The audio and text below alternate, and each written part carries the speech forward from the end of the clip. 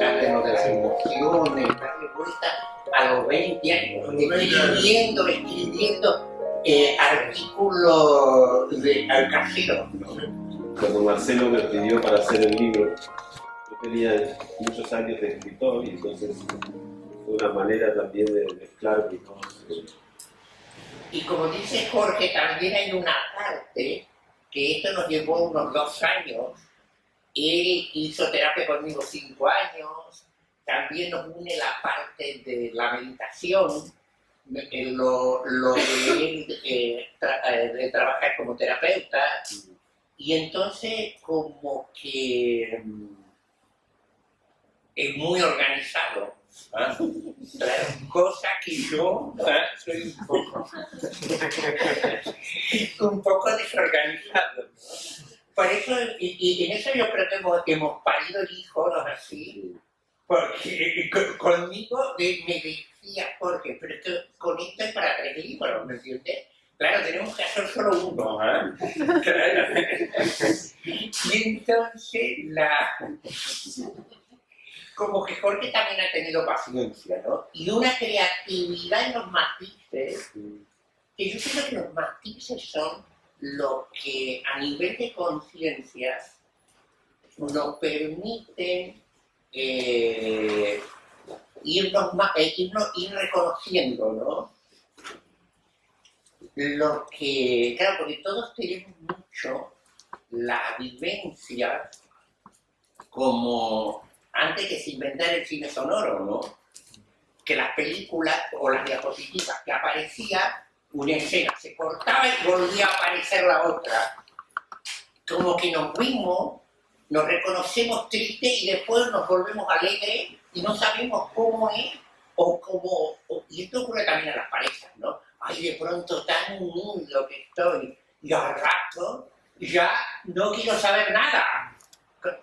Y eso que pasa entre un sitio y otro sitio, el cine sonoro, por ejemplo, lo facilitó, porque entonces ya uno abrió una puerta y aparecía en el otro sitio, ¿no? La conciencia de reconocerse en dinámicas.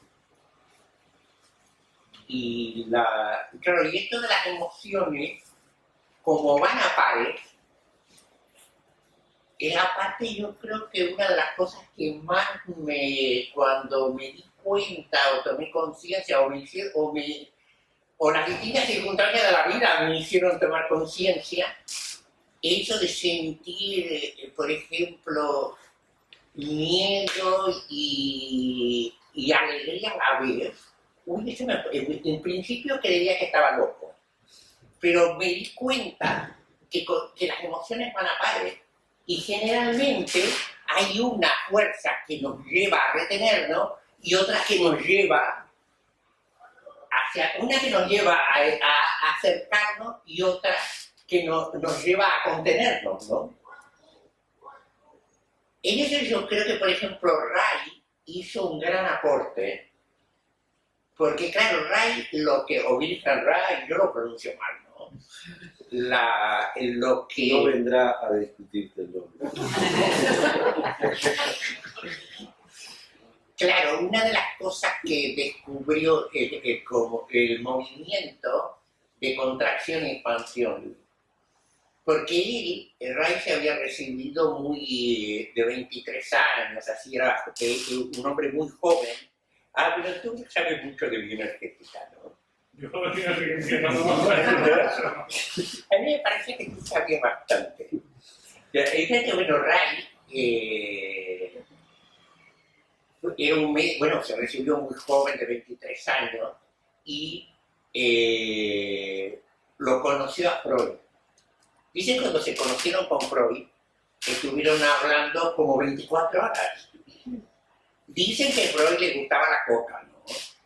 Claro, y que eso ayudó mucho a hacer una serie de descubrimientos. No sé si había tomado algo o los dos para que tuvieran 24 horas seguidas hablando.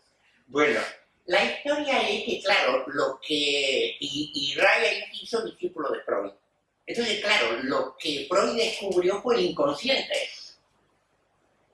Y como que, y ahí es donde descubrió como el psicoanálisis como forma de aflorar lo inconsciente.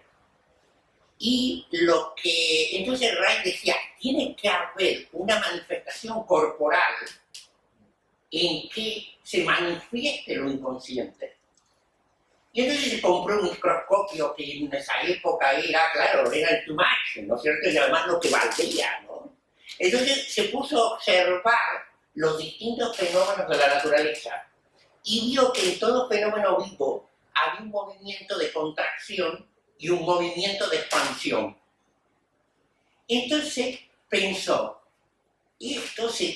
¿cómo se manifiesta en el cuerpo?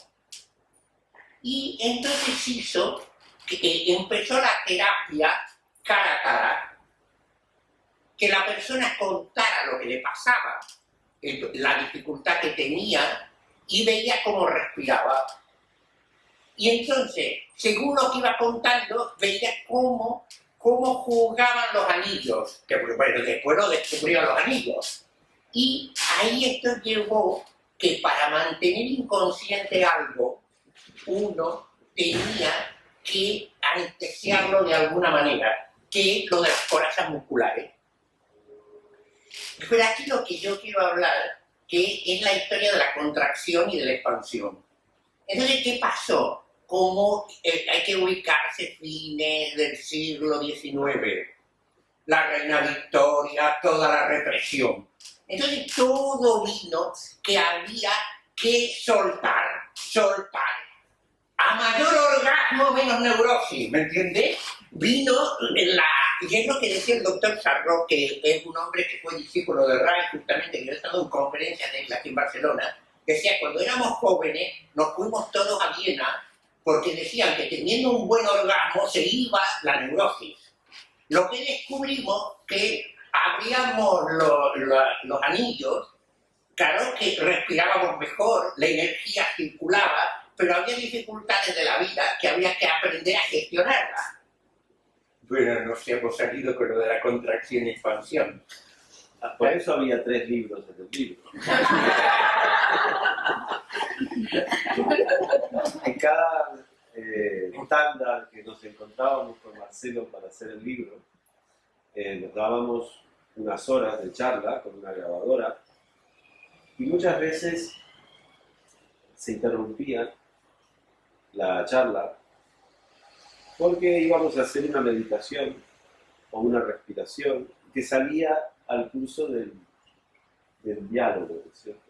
Y entonces, claro, terminábamos hablando de lo divino y de lo humano y nos olvidábamos de por qué habíamos empezado a hablar de las emociones y había que volver a recoger el hilo. Pero claro, eso no dejó de ser una experiencia extraordinaria para mí personalmente, que había estado 5 años con Marcelo como paciente, como de descubrir los entretelones teóricos de todo el trabajo que él había hecho conmigo, ¿verdad? Entonces yo empezaba a darme cuenta ahí de dónde él había atado cabos, de cuál era el hilo conductor que podía tener el terapeuta a lo largo de las sesiones, ¿sí? Por lo cual yo, además lo tenía claro desde el primer momento cuando Marcelo me invitó a escribir el libro, que para mí iba a ser una formación personificada e intensiva, ¿no? Porque tenía que integrar todo ese magma de cosas que iban saliendo para después poder articularlo en un texto que quedara organizado, didáctico y comprensible. Y debo decir que aunque yo hice un trabajo arduo, cuando ya teníamos contratado el libro con la editorial, nos dijeron que todavía le quedaba demasiado tono dialogado, como demasiado hablado al libro. Y nos pusieron a mí una persona, una correctora, que nos corrigió frase a frase del libro. O sea que yo tuve que casi reescribir con la correctora todo el libro otra vez para que quedara un libro más ensayístico y no tanto dialogado. Y yo creo que fue un gran servicio que nos hizo. Yo lo creo. Sí, porque se evitaron repeticiones, se evitaron cosas que quedaban sueltas y realmente yo tenía mucha experiencia escribiendo libros y sabiendo que hay que corregir los textos y que una visión externa siempre aporta mucho a un texto. Pero aquí lo he corroborado, ¿no? Fue aún una gran ayuda. Que es interesante también que la persona esta, la correctora, parecía, bueno, seguro que tenía un gran conocimiento de lo que debería haber pasado por procesos terapéuticos. No, para nada. ¿Y No. cómo de...? Porque antes de leerlo tú, lo tuve que corregir yo a la correctora todo. Y a veces era un diálogo con la correctora. La correctora proponía cosas y muchas veces eran teóricamente a la inversa de lo que nosotros estábamos diciendo. No entendía nada. Era como si, claro, ella corrige este libro y corrige uno de geología y otro de lo que sea. No, pero eso me obligaba a estar muy atento de que la forma no me llevara a salir de los contenidos. ¿Entiendes? Cuando yo te mandaba ya la copia corregida, Claro, había claro. habido todo un trabajo Es de que tú corrección realmente, de la correctora. claro, tú como que has tenido un trabajo inmenso, ¿no? Bueno, Un trabajo como que por un lado ha sido dar forma uniendo a la experiencia de él claro. y después, claro, Pero bueno, pero es el oficio también. No te olvides que para mí eso, yo he corregido también muchos textos de otras personas y entonces no me parece que sea más allá de lo normal cuando se escribe un libro, cuando se escribe un artículo, por ejemplo, que también hay que darle un estilo, hay que darle una respiración, qué sé yo, bueno, lo que hace un escritor, ¿no? Un corrector. Sí, es mucho trabajo hacer un libro, evidentemente. De hecho, hay una anécdota muy interesante porque los MP3 con nuestros diálogos, yo se los mandaba a una chica en la Argentina, en Buenos Aires, que me los enviaba ya transcritos en Word. Y esta chica se apasionó tanto haciendo este trabajo que hizo la formación Gestalt inmediatamente en Buenos Aires. Porque le apasionaba ver porque todavía ella solo escuchaba nuestras voces y transcribía. O sea, era el magma puro, pero le interesó tanto, le despertó tanta curiosidad que ahora es terapeuta. Y es verdad que hay frases del libro, frases y conceptos, que a veces están sacados de 3 conversaciones en las que hay meses de diferencia. Porque era como que se volvía sobre lo mismo, se volvía matices y matices y matices que luego se conjuntaban en un solo concepto. ¿Lo ves? En ese sentido fue como armar el puzzle, ¿no? Fue como una excursión a la mente de Marcelo, ¿no? Y a ver qué había en ese laberinto y empezar a trazar un mapa de aquello. Es apasionante, ¿no? Es apasionante. Lo que yo creo que sería interesante es que si pues, que preguntara. Ah, sí, interesante y fácil. A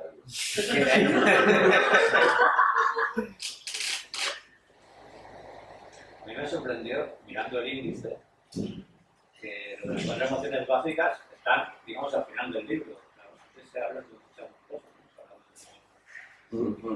de periódico. Viendo eso, digo,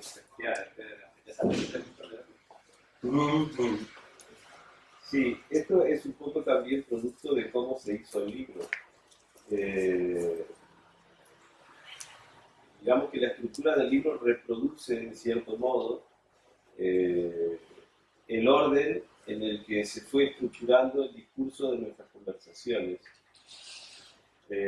Hablar de las 4 emociones básicas o de cualquier otro concepto, si no lo pones en un contexto y no le das un punto de vista, una situación teórica o histórica, entonces es como muy difícil que lo que vas a decir expresamente sobre las 4 emociones llegue a comprenderse en su totalidad.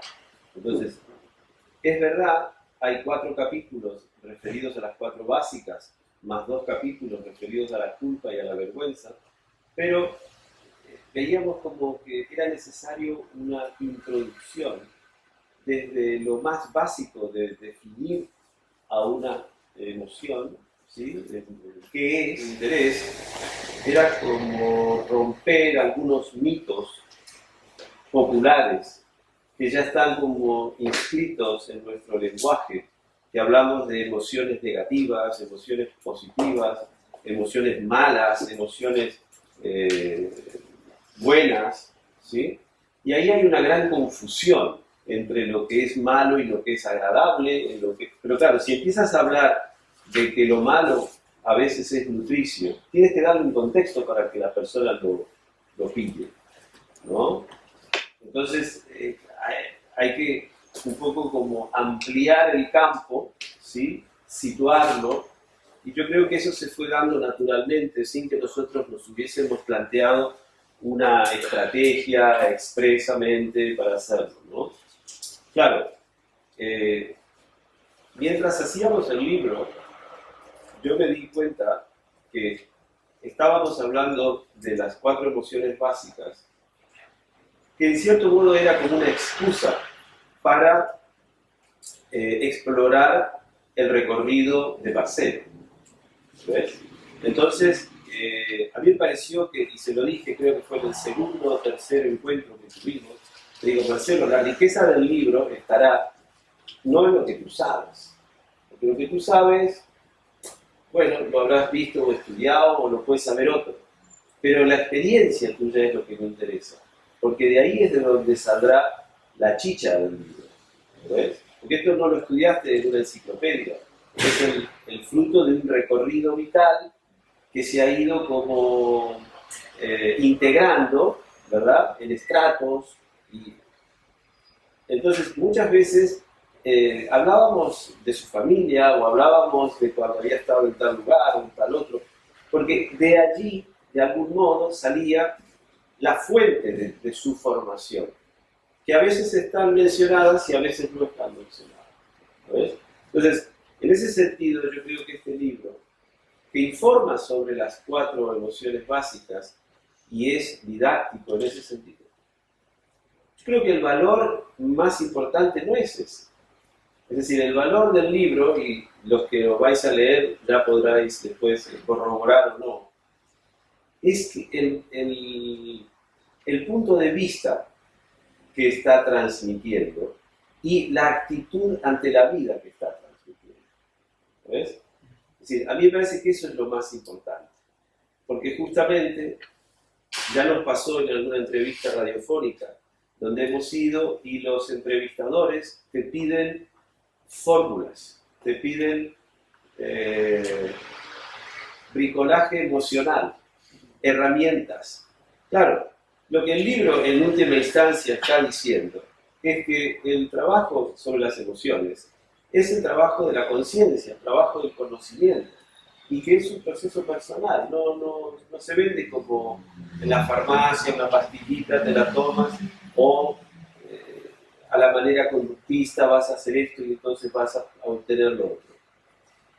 Es un reto, es un desafío a la búsqueda de la persona.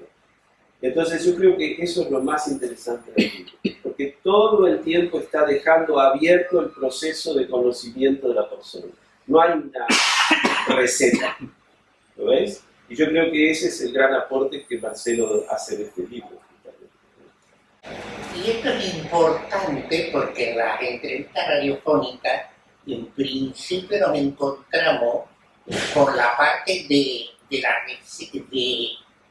qué receta se daba para ponerse bien, ¿cierto? Absolutamente. Que yo creo que es parte de algo que se ha difundido mucho a través, sobre todo, de distintos libros de autoayuda. Y no digo que los libros de autoayuda no ayuden mucho, pero hay una parte que se va transformando como que hubiera una receta para transitar la vida, ¿no? Como que parece que, y esto es lo largo que uno puede irlo reconociendo en las distintas culturas, han sido actitudes de desarrollo de conciencia. no tanto lo que me ha tocado vivir, que seguro lo que a uno le ha tocado vivir es lo más importante, ¿no? Pero que de alguna forma la conciencia o el reconocer lo que vamos viviendo nos permite, más allá de que uno nazca hombre o mujer, que le toque nacer rico o nacer pobre, ¿eh? Estar enfermo o estar sano, estar joven o estar un poco viejito como yo, las emociones nos permiten transitar, reconocer, relacionarnos y sentir que la vida es una gracia y que esa gracia empezó con un óvulo y un espermatozoide que pudo no haber fecundado y que ese óvulo y ese espermatozoide se ha ido actualizando, que este hombre de 70 años es el mismo niño que estuvo en el vientre de su madre. El hombre este de 70 años, a nivel de conciencia, es el que está en germen para el de 72, que está ese, estoy un poquito más calvo, ¿no es cierto? Pero que es la parte, digamos, que el envoltorio también juega en la interacción, ¿no? Una cosa que me llama la atención y es ponerla como emoción básica de la rabia, la molestia, al lado de la rabia. Que lo veo importante porque se reconoce antes la molestia que la rabia. Muy importante, porque justamente el no reconocer y aprender a gestionar la molestia es lo que va generando un fuego cada vez más fuerte que termina en un estallido, ¿no? Porque justamente la rabia es una emoción expansiva, como la alegría. La alegría nos lleva a vincularnos y la rabia a poner distancia. La molestia es lo que me hace que me saque la camisa por el calor. Y esto es reconocer la molestia. A mí, por ejemplo, dentro de mi carácter, reconocer la molestia me cuesta mucho. Lo que ocurre es que eso ha hecho que aguante, y un día asesine a la persona. Pero no asesinada, porque no ha asesinado a nadie, ¿no? Sino que termina para siempre. Y aunque siga viva y siga a mi lado, ¿no? Claro. Las molestias no aprendí a gestionar, ¿no? Porque no siempre se reconoce lo cerca, lo vecino que está la molestia de la frustración. Es decir, es una forma de frustración la molestia. Claro, la frustración siempre te abre a la rabia. Entonces, la observación de Marcelo me parece súper oportuna. Por eso que no se habla nunca de la molestia, Exacto. de la emoción. No se habla de la frustración. Pero no de la molestia. No de la molestia, exacto. Y acaba siendo muy importante verlo en el resultado final. Claro. Piensa que rara es la vez que algo nos molesta y lo reconocemos como que está frustrando nuestro deseo. Pensamos que es algo más o corporal, o técnico, o circunstancial. ¿Dirías que nuestra sociedad tiene una emoción más prohibida o con más dificultad de transitar que otra? Yo creo que la emoción dentro del desarrollo del capitalismo y del progreso, la tristeza es la emoción negada. Que a través del esfuerzo y el empujar, uno llegará a cualquier sitio. Y entonces una parte de lo que hay tanto insomnio es por ello, porque tenemos los dos sistemas nerviosos, el simpático y el parasimpático. Uno hace al aflojarse y el otro hace a la acción, a la dirección. Entonces, lo que permite, diremos, aflojarse es la tristeza. La tristeza en el sentido que es soltar y dar espacio.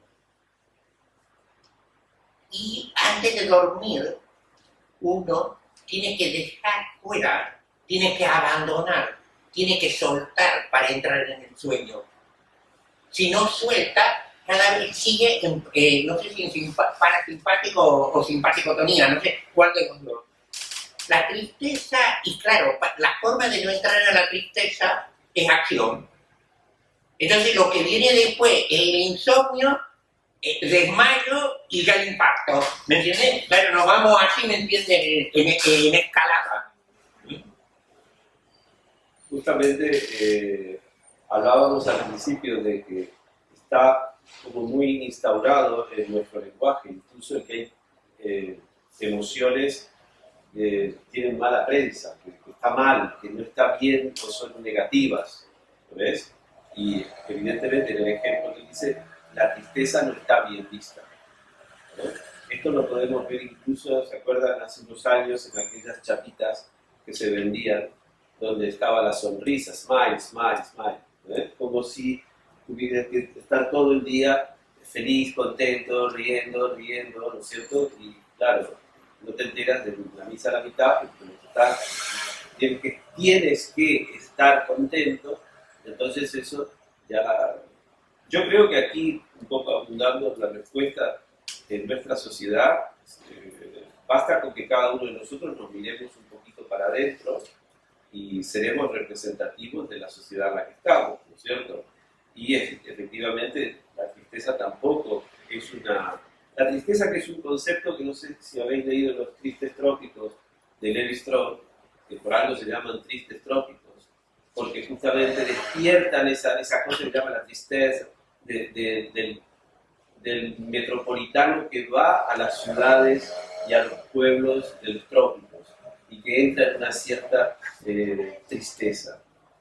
Ahora estoy leyendo un libro justamente muy interesante sobre Estambul, en donde la pasión dominante, digamos, sería la amargura, porque claro, es la caída, es un imperio que cayó, y entonces los poetas, los escritores se han dedicado a nutrirse de esa amargura de la decadencia. Lo mismo en Lisboa, que se respira mucho de eso también, ¿no? Esa melancolía, esa tristeza justamente de lo perdido, del imperio, del poder perdido, ¿no?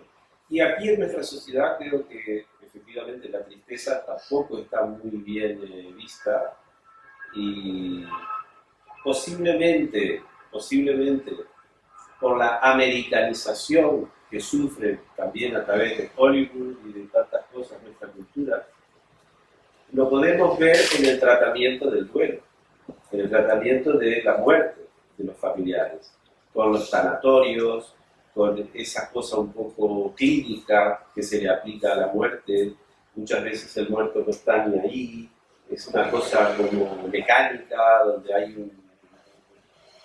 una cosa como de supermercado, donde pasa el cuerpo y sale y entra y tú no tocas a nadie, no ves a nadie, y cada uno.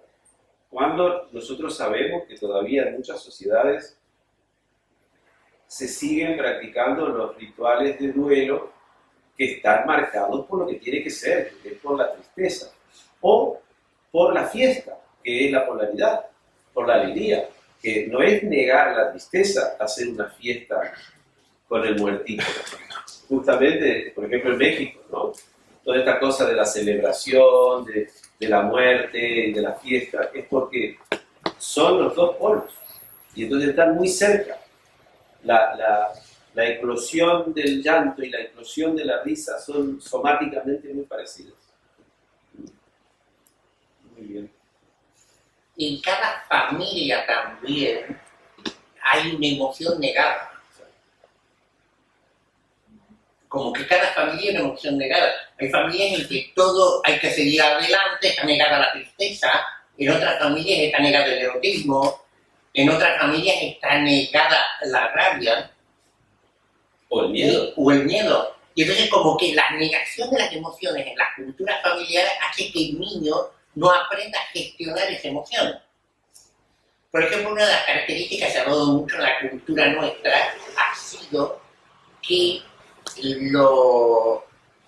las mujeres, el hecho de tener que adaptarse a la rabia, la transforman en llanto.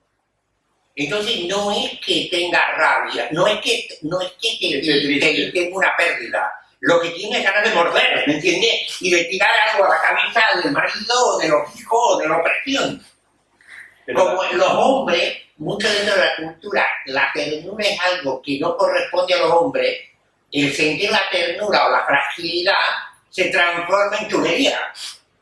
¿Se entiende? Porque hay una parte, el no saber gestionar, hace que se transforme en algo que se me apodera y pongo una emoción sustituta. Esto lo vemos también los padres, es una buena observación, los que tenemos niños pequeños. Y los niños pequeños lloran, porque se expresan. ¿Qué nos pasa a nosotros cuando vemos llorar al niño? Esa cosa de no llores, que no llores. El niño lo que necesita ahí es llorar. Y lo que él desea es llorar, porque está expresando algo genuino.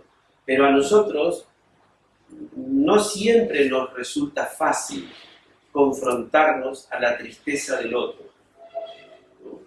A que el otro transite esa pérdida, o que fue un juguetito o un caramelo o lo que sea, y eso le hace un mundo, ¿cierto? Entonces, lo vamos a consolar, como rápidamente a sacarlo de su emoción, ¿no? Claro, esto los niños sutilmente van aprendiendo que esa emoción no debe ser visitada. ¿Ves? Es así como, sin darnos cuenta, a veces prohibimos emociones y el niño incorpora esta emoción prohibida y luego, cuando pierde algo, tiene que ir a buscar en su interno algún tipo de emoción que esté permitida. ¿Lo ves? Sí, sí. Entonces esa, por lo general, se le fija. Es como un comodín que lo saca para todo. Y es lo que hacemos todos. A mí me gustaría saber, en este proceso de creación del libro, cuáles serían las emociones que han ido a pares en cada uno de nuestro. Si tú tuvieras que describir, Marcelo, ¿qué emoción ha ido a par contigo en este proceso de creación de tu libro? En realidad, claro, son dos polos que coexisten. Entonces, una forma, por ejemplo, de la explicación de las polaridades en los libros ponen fuerza, debilidad, tristeza y alegría. Y esto no somos, por suerte o por desgracia, no somos el del libro. Entonces, parte del juego de polaridades va a darse conforme al carácter de la persona, que es una óptica, una capa de ver la vida. Entonces, como que las polaridades, como las juegue, entra mucho en función del carácter y de la historia de la persona. No sé si te he contestado. No, yo quería saber dos emociones tuyas. Mías en especial. Mías en especial. Mientras hacíamos el libro. Claro. Hacíamos el libro. Ay, disculpa.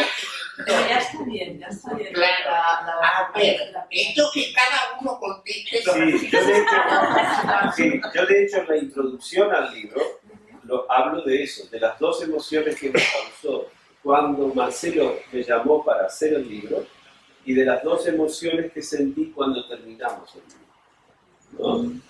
Ahora están allí. Una era seguramente la alegría y el miedo, ¿verdad? Porque yo sentí alegría de poder hacer este trabajo, de aprender, de compartir, etcétera, etcétera, y miedo de la labor, ¿cierto? De no estar a la altura, y sobre todo también de con una masa de trabajo que, claro, si lo queríamos acotar, por suerte empezamos a hacerlo sin ningún tipo de presión y decir, bueno, lo empezamos y vemos qué pasa, ¿no?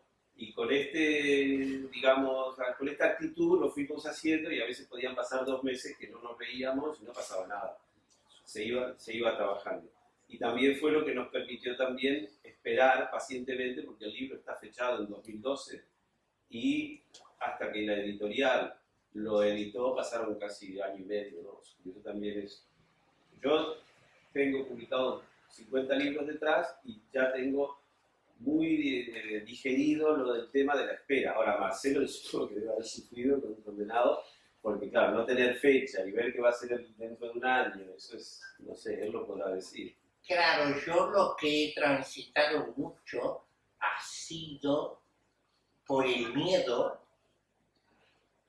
la ternura y la curiosidad. Como que, claro, el miedo es algo que a mí me ha acompañado toda la vida. Entonces, primero era el miedo a que yo no hacerme entender, no saberme expresar. No saberme expresar. Después, el miedo a que fuera el plagio de los plagios. Uy, Dios mío, ¿me entiendes? Porque decían, bueno, pero para decir los yunguianos van a decir que se los he copiado, que fulano le he copiado. Entonces era la copia, aparecía claro, como que de pronto, y una de las cosas que, por ejemplo, soy Joan Garriga, que eso muy amigo, me decía Marcelo, pero ningún libro, Hecho de la nada. claro, pero entonces, pero hasta el último, decía, es bien que la gente tenga correctores porque como lo ven al libro, digan, este libro está plagiado, pero yo no sé de quién lo he plagiado. Claro, ese es el problema. Uy, es un plagio de tantas civilizaciones que ya yo no sé, ¿me entiendes? ¿Cuál tiene más plagio? ¿Me entiendes? Que apareciera el que dijera, esto es un plagio de tal cosa. Uy, este es un De hecho, miedo. una de las cosas que nos pidieron en Herder a la hora de editarlo era que le pusiéramos un aparato de citas. Y yo le dije, olvídate porque vete a saber de dónde sacó Marcelo las cosas. ¿Quién va a ir a buscarlas? Yo no, es imposible. Claro. Pero sí, Y después, claro, por un lado, lo que yo he sentido mucho, que es el mismo miedo, es lo que a mí por un lado, me empuja a hacer cosas, y por otro lado, el encarnarme, no en el sentido budista, sino en el reconocerme en lo que hago. Como mucho miedo a reconocerme en lo que hago. Mucho miedo o que el otro, transformarme en un objeto de deseo del otro como maravilloso o un objeto de miedo. Porque para no perder al otro hay una parte seductora mía que me voy camuflando. Claro, eso ha dado, claro, eso me ha permitido muchas cosas, el camuflaje. Bueno, camuflaje, ¿se entiende? Es como la historia esa y yo me acuerdo de un grupo griego, que yo estuve a los 24, 25 años, que ahí trabajábamos mucho el carácter. Y entonces a cada uno nos ponían un nombre. Y entonces a mí lo que me pusieron era mantequilla. Porque tenía una habilidad, ¿me entiendes? Para meterle el gol al otro, ¿me entiendes? Pero yo mismo no me doy cuenta de esto, te digo. Pero la interacción, ¿se entiende? Pero ahí hay una parte hablando de claro, el libro justamente de la historia de los plagios venía, ¿me entiendes? Claro, al final, mamar de tanta gente, ¿me entiendes? Pero ¿quién es? ¿Me entiendes? ¿Y cómo me ha aprovechado de todo? ¿No? Claro, un sentimiento de culpa, ¿me entiendes? Claro, aquí hay un sentimiento de culpa, hablando de la culpa. Uy, este es el último capítulo, ¿no? Sí, de las verdades también. Pero en este proceso de creación, porque no deja de ser una creación o de integración, vamos a dejarlo ahí, se transforma. Y entonces, ¿qué emoción queda en el final absoluto? Ahora, vuestro vínculo se ha transformado y ¿qué emoción es la que prevalece? Mira, yo lo he escrito, una cosa es cuando terminamos el libro. Cuando terminamos el libro a mí me quedó un vacío total. Porque claro, estás 3, 4 años entrando y saliendo de un tema y yo desde los 20 y pocos años me dediqué a escribir y a contar historias y siempre que terminas una historia te queda un vacío, ¿no? En este caso no es una historia narrada, es un libro, pero siempre te queda un vacío porque el proceso de la escritura te lleva a una implicación interna muy, muy global. Estás siempre con el libro abierto, estás siempre mirando, estás siempre corrigiendo, estás siempre puliendo, buscando una referencia. Entonces, es como que vives en torno a esa obra abierta. O sea, que un día la cierras y claro, te queda Ahí hasta que encuentras otra cosa en la que tu atención comienza a focalizarse, ¿no es cierto? Y empieza a crecer otro interés, ¿no? La mente se entretiene con eso. Eso respecto al momento en el que lo terminé, ¿no? Que ahí lo explico que digo que es como una especie de algo gris en las tripas, ¿no? Un vacío gris, una cosa así rara.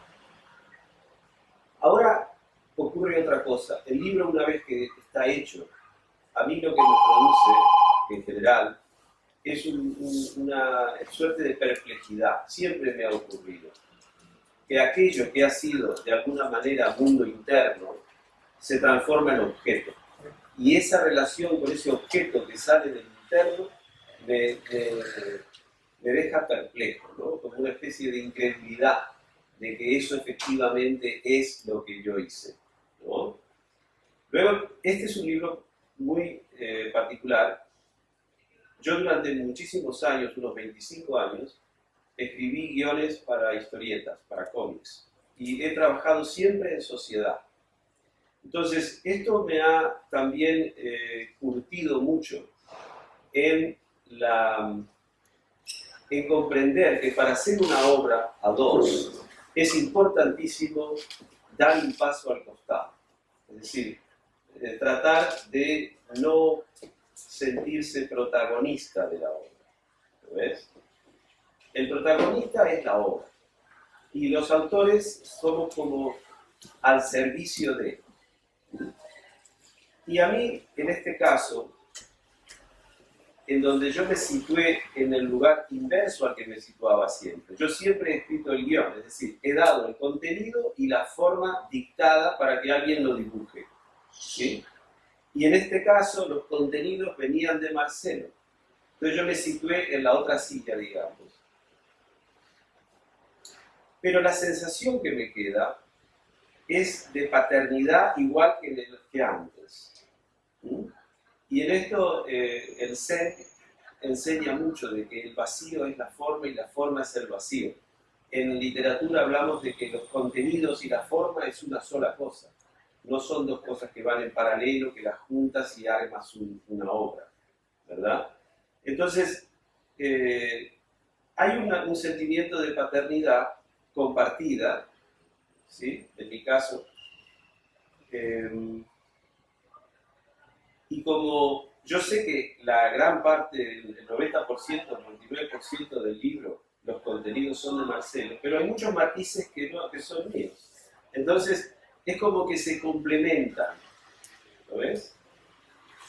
Por lo tanto, no quiero escaparme a lo que tú preguntabas sobre el vínculo entre nosotros.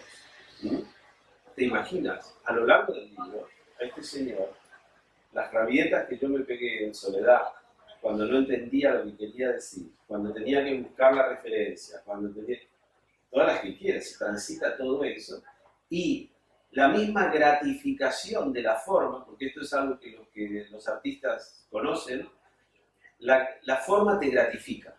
Porque de pronto la ves algún contenido que estaba como muy oculto en tu interno y muy mezclado y de pronto lo ves ya concreto y materia, ¿verdad? Frase, respiración, armonía, concepto, todo eso te gratifica si eres sensible a la estética del texto, ¿sí?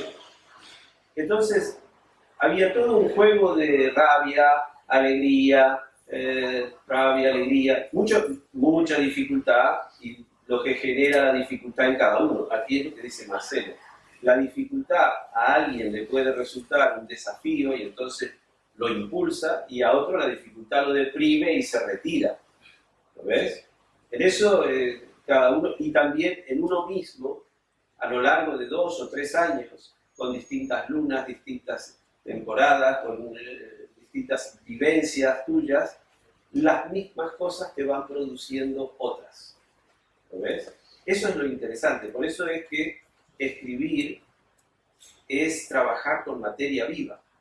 Y un texto siempre es algo orgánico, si está bien hecho, porque sale de un organismo vivo y refleja todo ese ese tránsito de contracción y dilatación, ¿eh? Una respiración más rápida, una respiración más cortada, más alta, más baja, todo eso se refleja en un texto. Yo he transitado por de todo esto, ¿no es cierto? Mucha alegría, mucha curiosidad, ¿verdad? Mucha alegría también. Y mucha frustración, muchas veces. La frustración de la dificultad, ¿no? Que no es una frustración de no conseguirlo. Al final lo vas consiguiendo y eso te da alegría. Pero en general ha sido una experiencia súper enriquecedora, ¿no? Siempre. Y no solo la escritura, los diálogos yo creo que ha sido para mí lo más enriquecedor. Los diálogos. Porque con Marcelo en los diálogos siempre hay una otra vuelta de tuerca que le da un matiz compasivo para con el ser humano. Y yo tengo dificultad en entrar en eso. Y entonces eso aprendí mucho con él, ¿no? De que siempre queda espacio para la compasión. ¿Ves? Y eso fue un gran aprendizaje. Como que lo que yo creo que, bueno, yo siento que justamente este libro es tan tuyo como mío. En ese sentido, yo Es tan tuyo como mío, que si lo hubiera escrito con otra persona, hubiera salido otro libro. Pero no sé si hubiera sido posible. Para mí una parte que lo que yo sentí que tú me diste un continente, fue una experiencia muy zen. Fue algo que de sentir como, y él era presencia. Y el ser presencia, y el ser conciencia, y el ser respiración, es lo que ha facilitado que pudiéramos ambos dar a luz, ¿no? Es así. Ha habido como mucha humildad. ¿Eh? Ha habido como mucha humildad. Ha sido un ejercicio de humildad. Eso yo lo comparto, que ambos Sí, sí. fuimos humildes. Exacto, sí. Fuimos humildes ante la vida y humildes ante lo que nos sucedía. Como si para ti eso es algo nuclear realmente de lo que hay que trabajar a fondo de la vida, ¿no? Para que no haya conciencia, ¿no?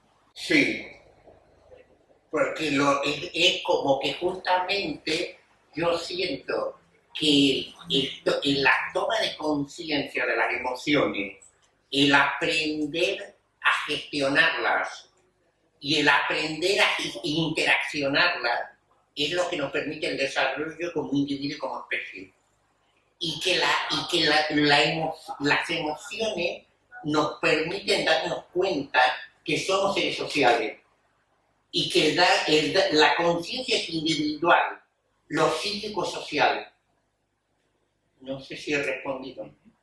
Y paradójicamente las desaprendemos mucho, ¿no? ¿Cómo? Y paradójicamente nuestras relaciones las desaprendemos mucho, ¿no? Claro, que el hecho de desatenderla no quiere decir que no estén. Claro, como que aquí el mundo emocional sería todo este dedo, que es no verbal. Y lo que se puede verbalizar es el tamaño de este dedo. Entonces, el poder sostener lo somático y lo emocional sin pretender entenderlo, sino tomar conciencia, es como querer abarcar alta mar, es imposible. Pero tomar conciencia, no así, qué profundo es y qué distinta que es la costa, es atravesar un misterio. Pero gestionar una emoción podría ser, por ejemplo, intentar por todos los medios que nadie se entere qué emoción tenga. El secreto. Claro. Mira, gestionar en última instancia no deja de ser estar con lo que hay. No tienes que hacer nada para gestionar. Solamente darle presencia consciente a lo que aparece. ¿Bien? el darte cuenta ya es toda la gestión. No es que hay una acción que venga después y a la que le podamos llamar gestión. ¿Lo ves? Sí. Digamos que gestionar una emoción es estar con lo que habitualmente evitas. No evitar, podríamos decir. Casi el 90% de las cosas que hacemos son evitaciones. ¿Pero evitaciones de qué? No estamos evitando la situación, estamos evitando la emoción que la situación me produce, ¿no es cierto? Estamos constantemente evitando tomar conciencia de la información que nuestro propio organismo nos proporciona. ¿Bueno? Y entonces la gestión es estar abierto a la información que yo mismo me estoy dando a la conciencia. ¿No? Gestionar emoción significa un camino de conciencia, un camino de conocimiento. Es la vía regia del conocimiento. Claro, y aquí hay un punto muy importante, lo que las emociones van a pares. Esto que habla, por ejemplo, lo de que las emociones van a pares porque uno siempre juega a un caballo ganador. En el momento que siento que la quiero a mi hija, la parte que rechazo de mi hija, la freno. Y cuando sale la parte que rechazo de mi hija, a lo otro no lo veo. Parece que tuviera dos hijas, ¿eh? Y es la misma. Pero con la mujer, con la madre, con los cercanos, ¿no es así? Y esto les ocurre lo mismo a ellos con nosotros. Como que el rechazo lo vivimos como que no me quiere. ¿Se entiende? Porque es más fácil verle los ojos. Claro, aquí a los hijos, a la mujer, a los hermanos, oye, no se ve. Y entonces uno lo ve al otro, ahora no se ve, uno no se ve ahí, ¿no? Pero tiene también la cara de odio y la cara de amor. ¿Cómo ahí van a pares, no? ¿Cómo por el que daría la vida, hay momentos que lo mataría? Claro, uy, es el mismo, y por eso daría la vida, pero no simbólicamente como hecho, que está cuidando todos los días, ¿no? Eso es lo que habla tanto Melanie Klein, que lo pone en serio y lo pone de distintas maneras, que el niño cree que tiene dos madres. No viene cuando lo llama, la llama, no le da el pecho, y otra que le da el pecho que lo ahoga. Esa es la madre mala. Y la buena es la que va cuando lo necesita y le da el pecho hasta donde él necesita. Pero ahí hay conciencia en el niño, por eso es conciencia de frustración.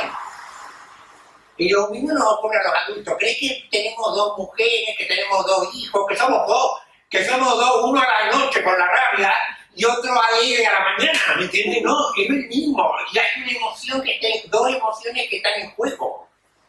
Sobre todo hay una que es muy fácil de detectar y la otra no que lo contrario. Claro.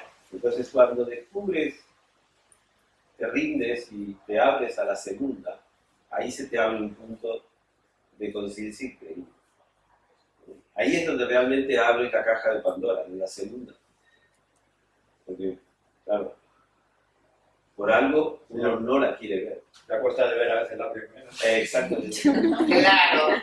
Por ejemplo, en mi caso, lo que a mí me cuesta mucho es...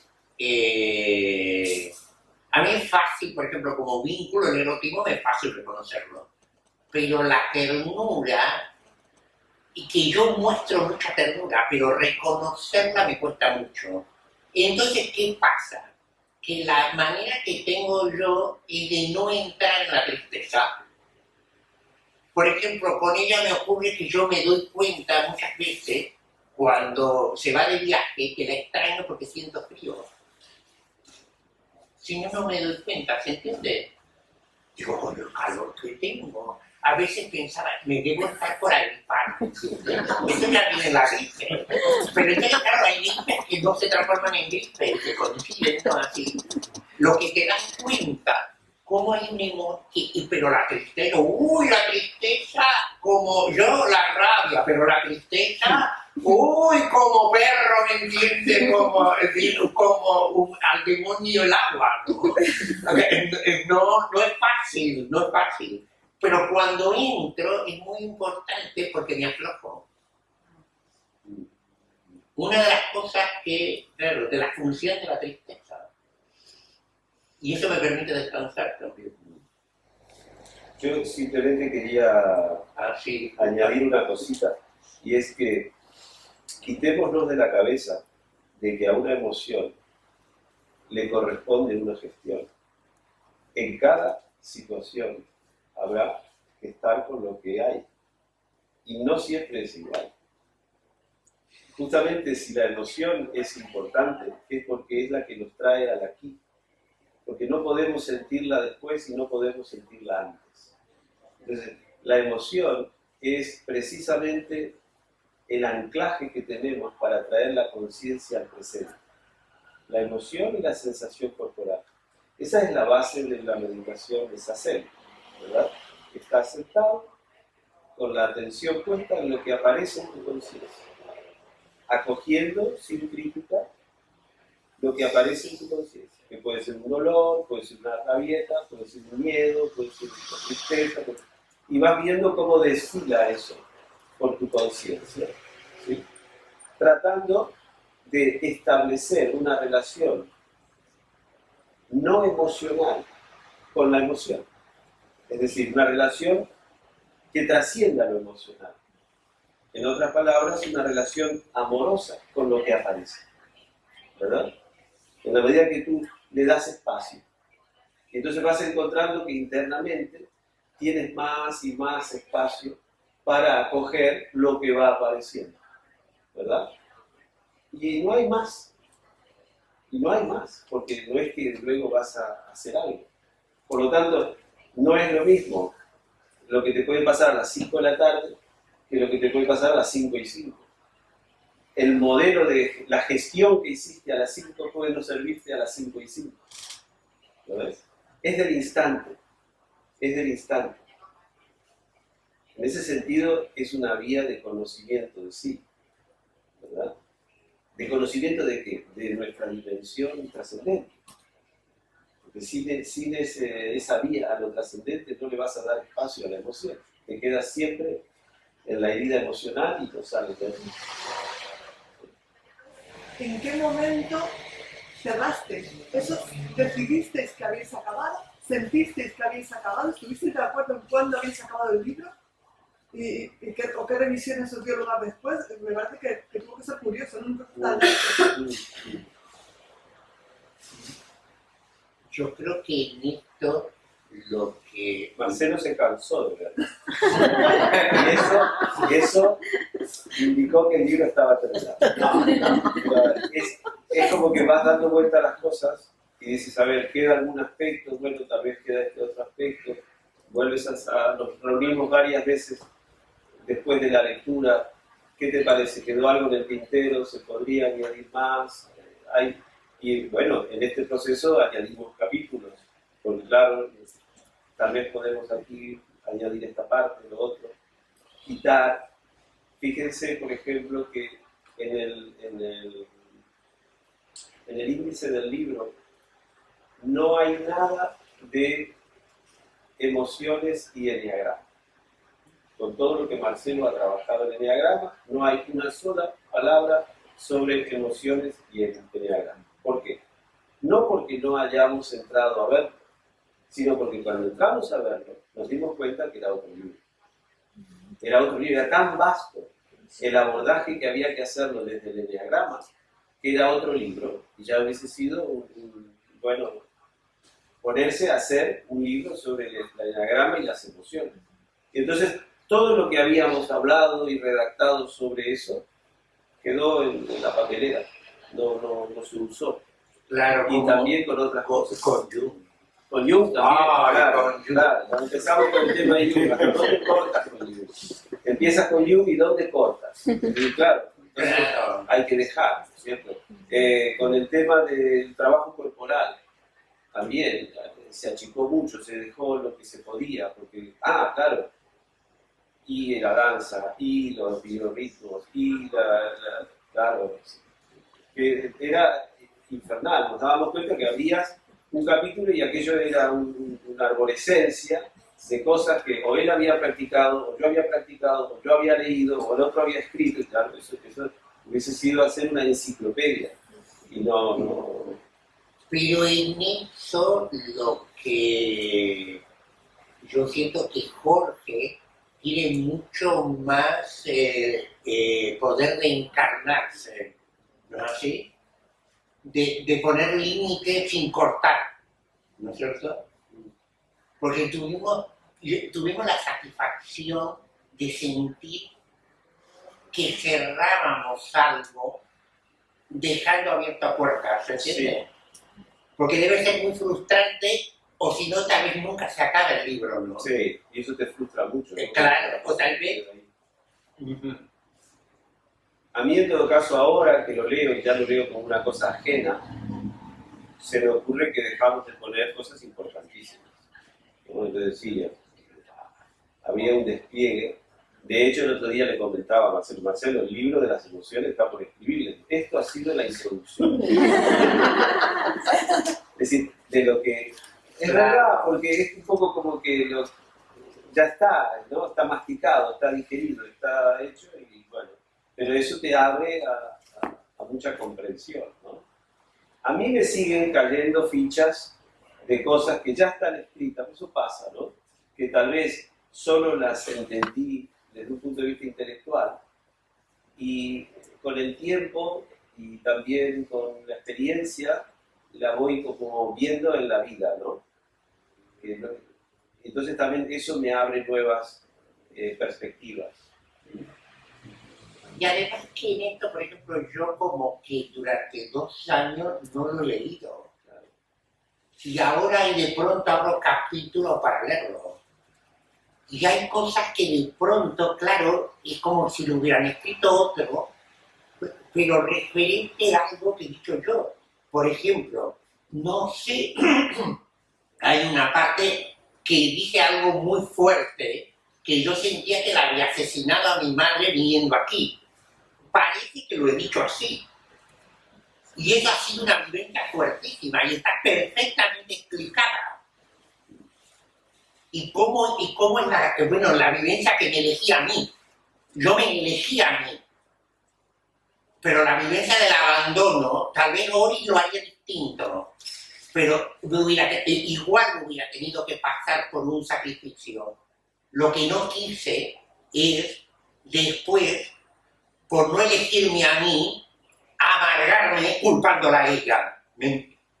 Pero por ejemplo, es en el libro, hay una parte que hay alguien que me ha hecho mención de eso. Pero lo dije, parece ser que dije la palabra. No me lo inventé yo. Claro. Y claro, y es así, ¿me entiendes? En lo profundo. Pero fue como, bueno, no sé, como que yo mismo, eso lo he vivido mucho, el poderle dar nombre, ahora verlo en un libro, no está tanto, hasta me había olvidado que lo había puesto así de claro en el sentimiento interno, ¿no? También en un momento estuvimos evaluando la posibilidad de incluir capítulos de ejercicios. Esto nos debatimos mucho tiempo. Nos debatimos mucho sobre con eso. Ejercicios, muchos ejercicios que nosotros hacíamos o que se hacen de terapia o lo que sea, de talleres, y estuvimos debatiendo si incluirlos o no. Y entonces, yo creo que en aquel momento yo opiné que los ejercicios que son para ser acompañados con la presencia de otro, cuando los transcribes, pierden mucho de su eficacia, ¿no? Porque en lugar de ser aprehendidos en la experiencia, la gente los va a leer y luego los va a aplicar. Y no es igual, no es como una especie de gimnasia, digamos, ¿no? Y quedamos en que... Porque también eso habría un capítulo infinito. Entonces era claro. Al final no pusimos ninguno. Lo que sí se pusieron, y eso desde el primer día, son muchos ejemplos. Muchos ejemplos. A cada cosa que se decía, poner un ejemplo. Para que la gente lo bajara a la vida cotidiana. Un caso concreto donde esto se ve. ¿No es cierto? Eso sí. Y muchas veces eran ejemplos nuestros, ¿no? Personales también.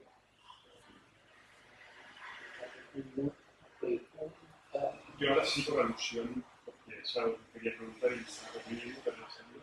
Yo, por ejemplo, es una pregunta personal, pero seguro que hay mucha gente que puede comunicar con eso. Yo tengo un taller formativo sobre gestión de emociones tengo mucha necesidad de ejercicios.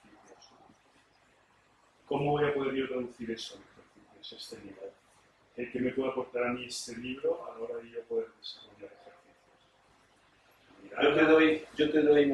Yo hago desde hace 15, 20 años talleres de escritura y autoconocimiento. ¿Sí? Todos los ejercicios que tengo, y deben ser 70, 80 ejercicios, son el fruto de mi proceso personal. No hay mejor ejercicio que el que te saca de tu proceso personal. Entonces, plantéate qué quieres transmitir y pregúntate qué te pasa. Y verás que a los 2 minutos se te ocurre el ejercicio. Y ese ejercicio va a ser, y lo haces. Y así es como va a funcionar. ¿Ves? No busques bibliografía, porque entonces vas a adquirir un ejercicio que viene de la experiencia de otro. Y entonces no va a estar arraigado en tu vivencia. Y el ejercicio que mejor vas a poder hacer es aquel que, no el que, está bien, a veces vamos a talleres y a cosas y pillamos un ejercicio de alguien, hay gente que es muy creativa en eso, ¿sí? Pero yo soy de la idea de que lo mejor es ir a ponerte en el asador y ver qué te pasa, ¿no? Meterte allí en eso. ¿Quieres trabajar? Plantéate qué objetivo tienes, ¿no? Es decir, ¿cómo puedo yo trabajar esto que quiero transmitir? Porque, piensa, muchas veces las personas que hacemos talleres y que queremos, o terapias, o que queremos sobre todo transmitir, en realidad lo hacemos por interés personal, por interés de crecimiento personal. Y muchas veces transmitimos lo que más miedo tenemos, ¿sabes? Que es una manera de defendernos de la experiencia de eso y de verla como la vive el otro. ¿Lo ves? Entonces, hay una trampa en esto de la docencia. Entonces, mi sugerencia es ponerte en la experiencia y ver qué sale de ti, ¿no? Es decir, ¿por qué quieres hacer ese ejercicio? Porque algo te jode. Pues métete en lo que te jode, ¿no? Y seguro que ahí va a salir algo. Si te duele, es buen síntoma. Ahora hay una parte que justamente, lo que esto no te lo cuento, sí creo que te lo comenté cuando lo hemos estado subiendo. Claro, han ido habiendo feedback del libro. Y justamente, esta mañana me llamó una persona y me dice, he hecho un taller sobre la rabia cogiendo el esquema de tu libro. Y he puesto que era el libro de Jorge y tuyo. Y entonces me explicó unos 3 o 4 ejercicios que se han inventado tomando el esquema desde el trabajo de la atención.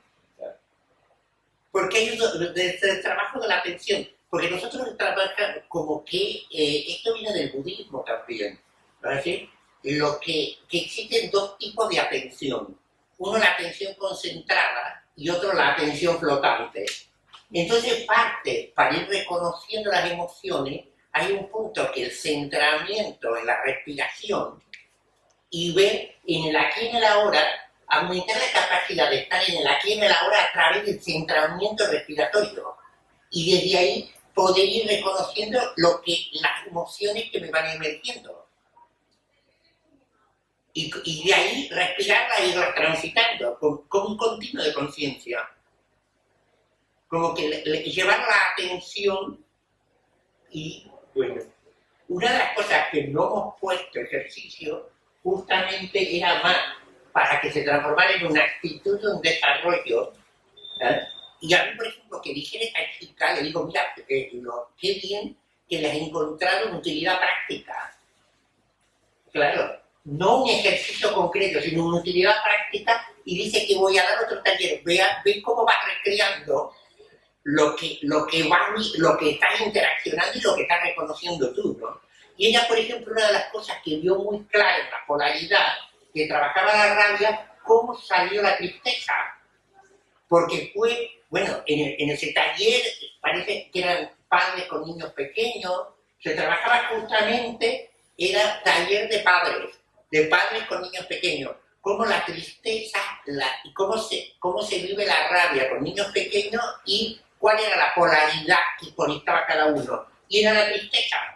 Bueno, no, por lo menos en ese núcleo de padres, ¿no? Pero Padre y madre, ¿no? ¿Quién ha tenido niños que no duermen bien por la noche, que se despiertan? Rabia y tristeza. Yo he llorado al lado de la cuna de mi hija. He llorado de rabia y tristeza y de frustración. Yo solo quería decir un añadido sobre el tema de los ejercicios. Fíjate, en el momento de hacer un ejercicio, si tienes un objetivo para el ejercicio, ahí desconfía. El ejercicio eficaz es el ejercicio que no sabes a dónde va y que te vas a sorprender con lo que va a salir. Entonces, realmente le vas a hacer un servicio, digamos, a la persona, porque le vas a estar dando una plataforma con una experiencia nueva. Si no, lo vas a guiar hacia una experiencia. ¿Lo ves? Y hay como una especie de control en el ejercicio, de querer llevar hasta lo que a ti te apetece que llegue la persona. Y no es muy eficaz para la persona. Tal vez sí para tu afán de seguridad, pero no para la persona.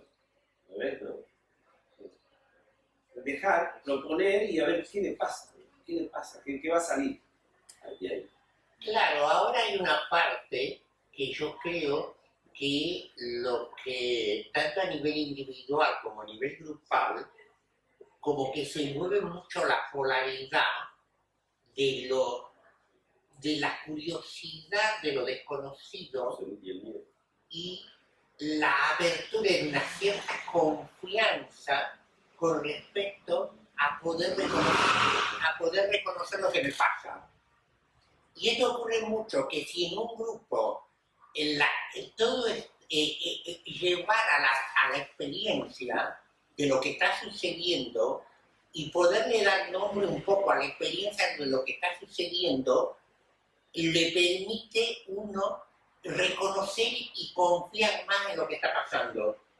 Cosa que si hay mucha estructura, lo que queda es buscar ajustarse A esa estructura. y a esa estructura y además a las expectativas que uno tiene de cómo tienen que estar las cosas, ¿entiendes o no?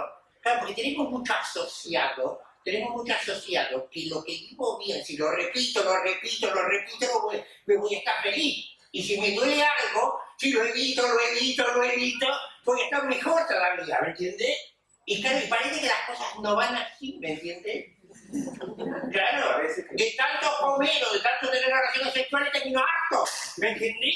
Parece que no va en proporción hacia o el otro. Esto que me molesta lo suprimo. Hablando de los ejercicios, que dentro de la vivencia es cómo me voy encontrando con lo que me agrada y me desagrada, ¿no? Cómo me voy encontrando y cómo eso no corresponde exactamente a lo que estoy evitando o a lo que busco agarrar como sea, ¿me entiendes? Porque el agarrar como sea es o sacarme el dolor de encima o estar bien, ¿me entiendes? Claro, eso es en base de un sobreesfuerzo enorme, ¿no? Bueno, no hablando de la parte de la vivencia, ¿no? Claro, porque es cómo vamos a lo fenomenológico. Exacto. Y lo fenomenológico va a aparecer a través de cómo lo estoy registrando en el cuerpo, con qué dos emociones me conecto y qué me estoy diciendo. Y lo que me estoy diciendo es una cierta interpretación orientativa de algo muy grande que en parte, en el 90% no lo manejo. En un 10% depende de mí. Y en el otro 90%...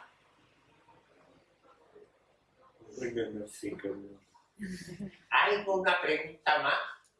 Yo tengo dos preguntas. Una es muy fácil de preguntar, la otra es difícil de formular. La primera es, ¿en quién pensabais cuando escribíais el libro? ¿Cuál es el público objetivo? ¿O hay diferentes públicos objetivos? Claro, aquí habremos pensado lo que no sabemos. Bueno, a mí en principio, es algo que nos unió a Jorge y a mí, que fuera un libro de divulgativo, que fuera un libro de fácil acceso. Justamente hay una persona que ha colgado, bueno, ¿cómo se llama? Facebook, ¿no? No, Facebook, sí. Dice, este libro es un libro que debería ser regalado en las puertas de los metros de Madrid. O, ¿cómo decía? ¿Cómo se Sí, decía? como un servicio público, ¿no? Como un servicio público. Porque parte, eso ha sido cuando, oye, qué bien, Por eso se lo mandé, porque se lo mandé sabía que le iba a... El objetivo era de algo que fuera poder acceder a un misterio en forma barata, ¿me entiendes? Barata, pero barata no superficialmente, ¿se entiende? Y esta era una pregunta. Y la otra más difícil de formular, ¿cuál? No, voy a ver si me explico. ¿Cómo? A ver si me explico. Me interesa el proceso creativo de dos, como proceso creativo de equipo. Dos forman la primera parte de un equipo. Cuando hay un proceso creativo de un equipo, en este caso de dos personas, se generan emociones que impiden el proceso creativo. Que impiden. Que no facilitan el proceso creativo. No te conozco nada, porque conozco un poquito a Marcelo de haber asistido a alguna, pero tenéis dos, una personalidad muy marcada.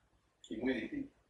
Que habéis hablado de la humildad, habéis hablado de todos unos elementos necesarios para poder compartir un proceso creativo, pero seguro que en 4 años hubo momentos en que las emociones bloqueaban el proceso creativo.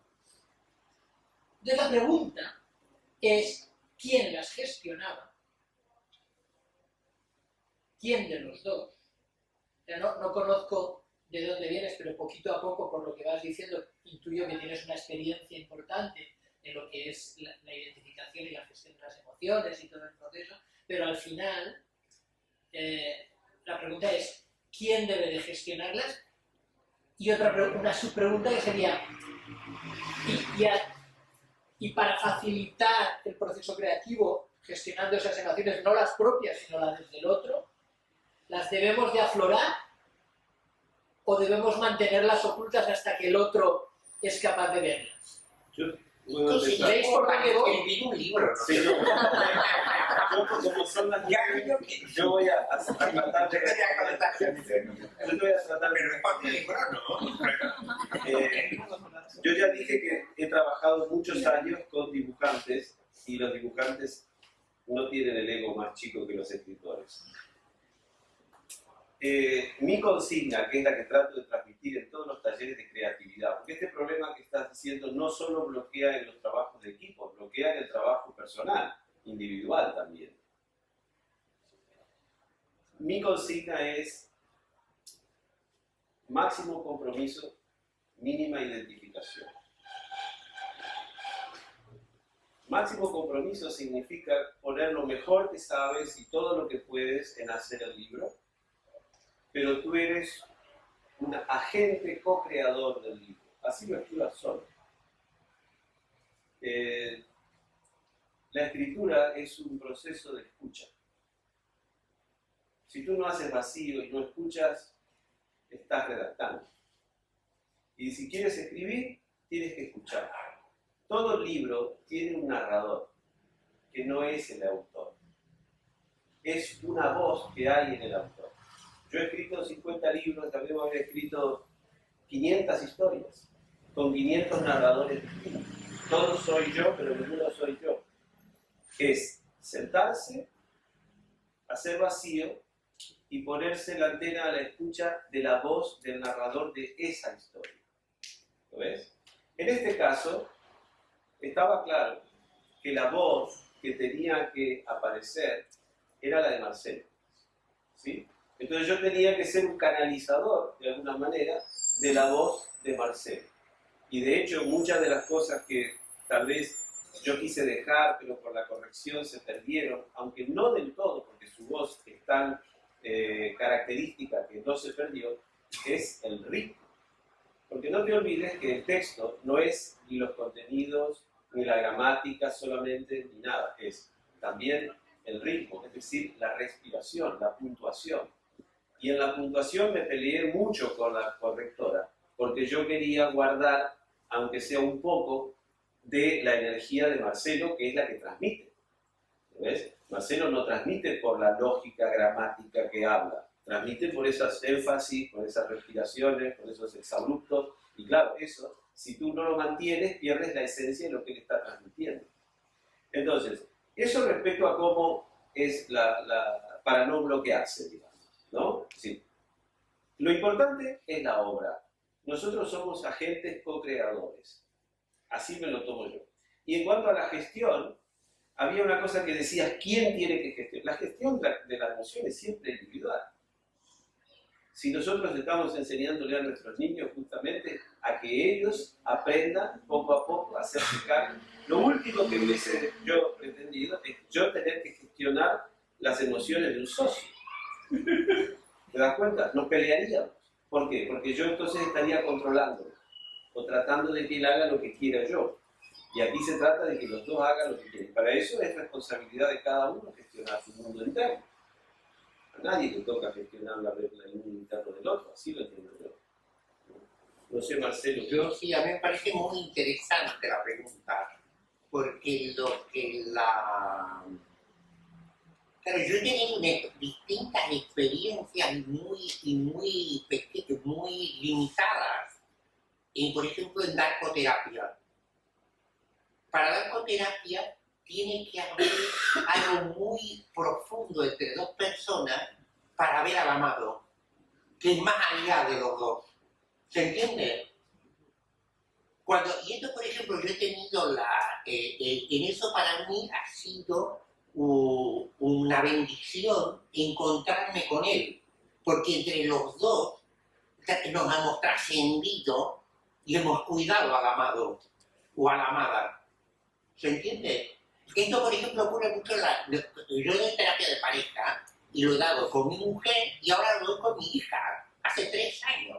Es de pensar, con una hija dar una terapia de pareja. Claro, es que si no hubiera funcionado esa química de ver al amado juntos, terminaríamos 2 generaciones o una pareja, ¿me entiende? Viendo. Claro.